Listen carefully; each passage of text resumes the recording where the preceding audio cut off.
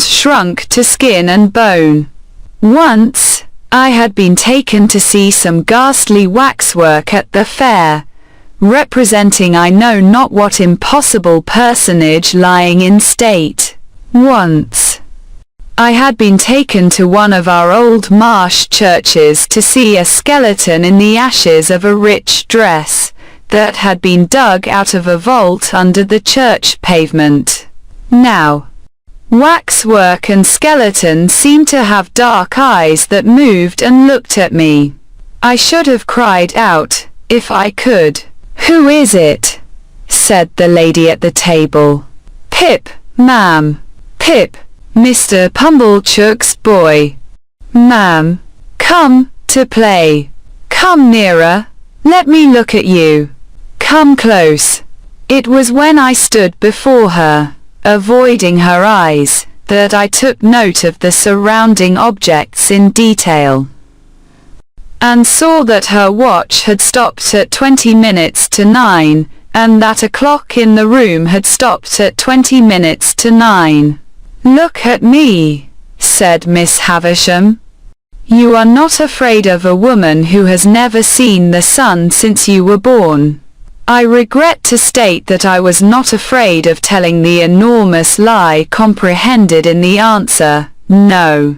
"Do you know what I touch here?" she said, laying her hands, one upon the other, on her left side.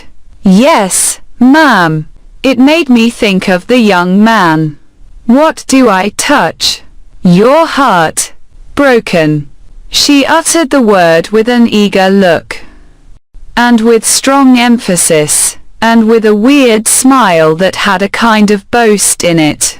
Afterwards, she kept her hands there for a little while, and slowly took them away as if they were heavy. "I am tired," said Miss Havisham.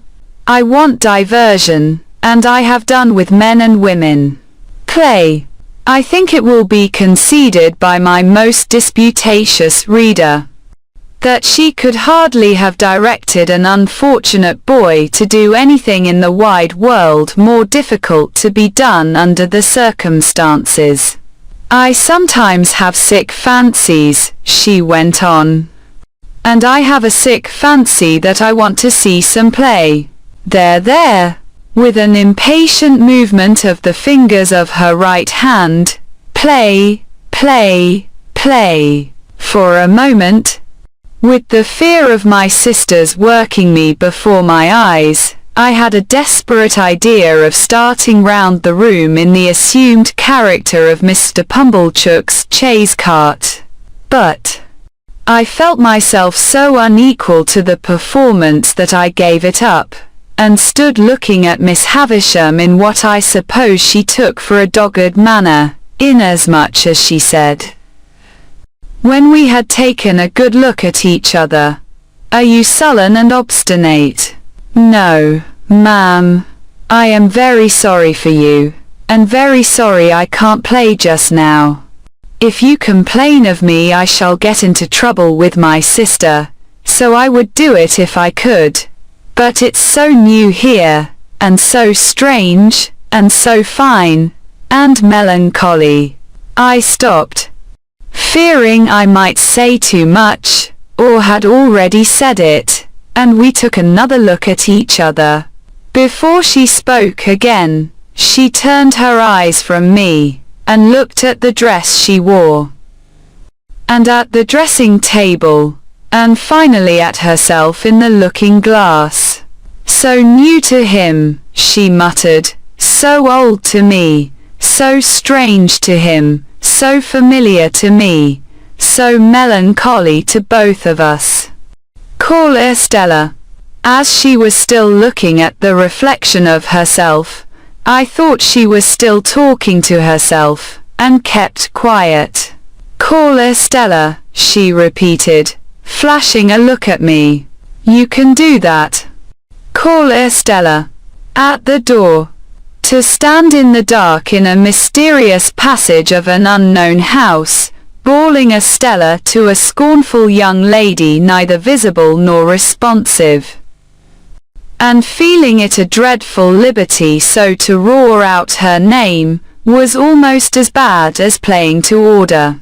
But she answered at last, and her light came along the dark passage like a star.